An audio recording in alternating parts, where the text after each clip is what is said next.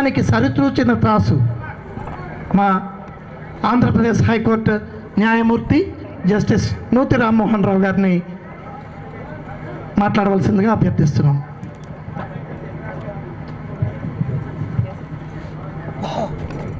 సభా వేదికను అలంకరించిన ప్రముఖులందరికీ,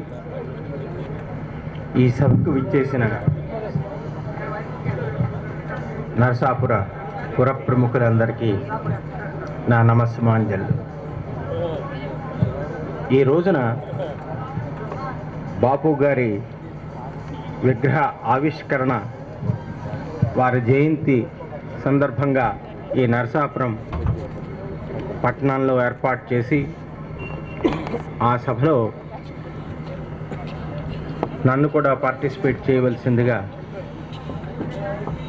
నాకు కూడా ఒక అవకాశాన్ని సృష్టించినది ఈ కార్యక్రమాన్ని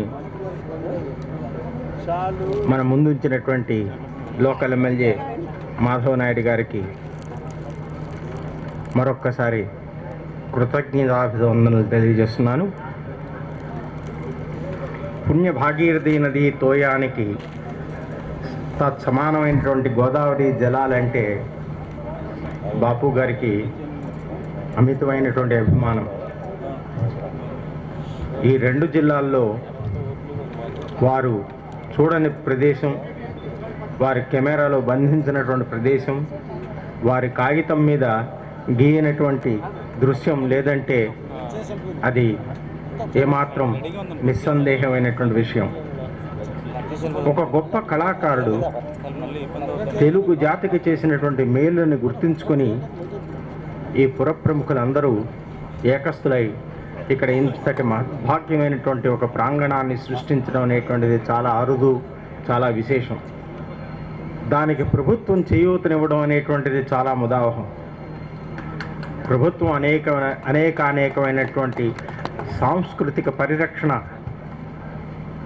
ఉత్సవాలను అనేకం జరుపుతూ ఉంటుంది. దానికి ప్రధానంగా ఈ రోజున ఈ సభని ఏర్పాటు చేసి ఇక్కడ బాపు గారి విగ్రహాన్ని ఆవిష్కరింపజేసి వారికి మన నివాళిని అర్పించుకునే అవకాశాన్ని కలిగించడం అనేటువంటిది ప్రభుత్వం చేసినటువంటి చాలా గొప్ప కార్యక్రమంగా భావిస్తున్నాను నేను. తెలుగు భాష దానికి ఒక కొత్త నొరవడిని ప్రసాదించినటువంటి కళాకారుడు బాపు గారు. ఈ రోజున ఇందాక కృష్ణరాజు గారు మాట్లాడుతూ వారు ఒక గీత గీస్తే బొమ్మ అవుతుంది, ఆ గీతలాగా సన్నగా మెరికల్లా ఉండాలని తెలుగు జాతి ఆడబిడ్డలందరూ తహతలాడుతూ ఉంటారు అని తెలియజెప్పినప్పుడు చాలా సంతోషించవలసినటువంటి విషయం ఏమిటంటే, ఈ రోజున ఎవరైనా కనపడితే చక్కగా బాపు బొమ్మ అని ఒక సందర్భంలో ప్రస్తావించడం జరుగుతోంది. అంతటి ఖ్యాతిని తెచ్చిపెట్టాడు ఆయన తెలుగు జాతికి. ఆ మహానుభావుడికి ఘనమైన నివాళిగా తానా వాళ్ళు ఈ కార్యక్రమాన్ని ఇక్కడ ఉంచడం అనేటువంటిది ఎంతో సంతోషించదగ్గ విషయం. అనేకమైనటువంటి కార్యక్రమాలు నిర్వహిస్తూ ఇంతవరకు 300 కోట్లకు పైగా మన దేశానికి తమ వంతుగా రుణం చెల్లించుకుంటూ వస్తున్నామని చెప్పినటువంటి తానా ప్రెసిడెంట్ గారు ఇందాక ఈ కార్యక్రమానికి తగిన విధంగా సహాయం అందించాం అని చెప్పడంలో తానా అసోసియేషన్ యొక్క గొప్పతనాన్ని చాటి చెప్పారు. ప్రవాస భారతీయులు కూడా తెలుగువారు ఎంతో ఘనకీర్తి కలిగిన వారు, ఆ ఘనకీర్తికి నిదర్శనమే బాపు అని తెలియజెప్పడం కోసమే ఈ రోజున ఈ విగ్రహ ఆవిష్కరణ ఇక్కడ చేర్చారు. ఈ విగ్రహాన్ని ఇంత అందంగా మలిచినటువంటి ఆ శిల్పి బహుశా బాపు గారు ఆహ్వానిస్తేనే ఇది సాధ్యమయ్యిందేమో అని అనిపిస్తోంది.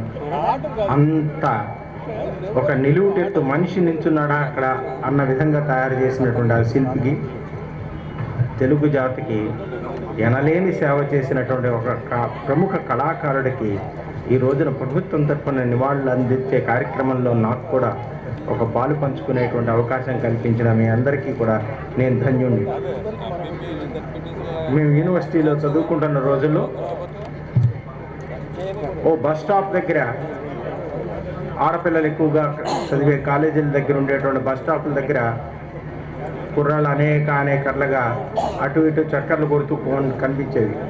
అలాంటి సందర్భాల్లో కూడా బాపు గారు ఒక చక్కటి కార్టూన్ గీసి దాని కింద క్యాప్షన్ ఏం పెట్టారంటే, జరగవయ్యా జరుగు, ఇంకోటి వస్తున్నాడని. అప్పటికి ముగ్గురు మెలితిపడి ఉన్నారు, ఇంకోటి వస్తున్నాడు జాగ్రత్త అని చెప్పి. అంత సున్నితమైనటువంటి హాస్యాన్ని పండించగలిగినటువంటి మహామేధావి, తక్కువ మాటలతోటి మనసుని రంజింపజేయగలిగినటువంటి ఒక మాయావి.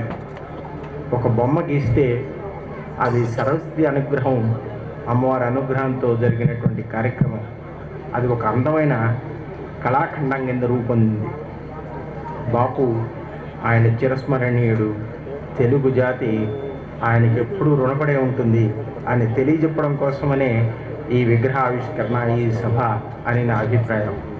తెలుగు జాతి గర్వించదగిన ప్రతి మనిషి కూడా ఈ రోజున సగర్వంగా బాపుకి మేమందరం కలిపి నివాళులర్పించాం అని చెప్పుకోదగినటువంటి ఈ ప్రధాన అంశంతో నాకు ఈ అవకాశాన్ని ఇచ్చిన మీ అందరికీ ధన్యవాదాలు.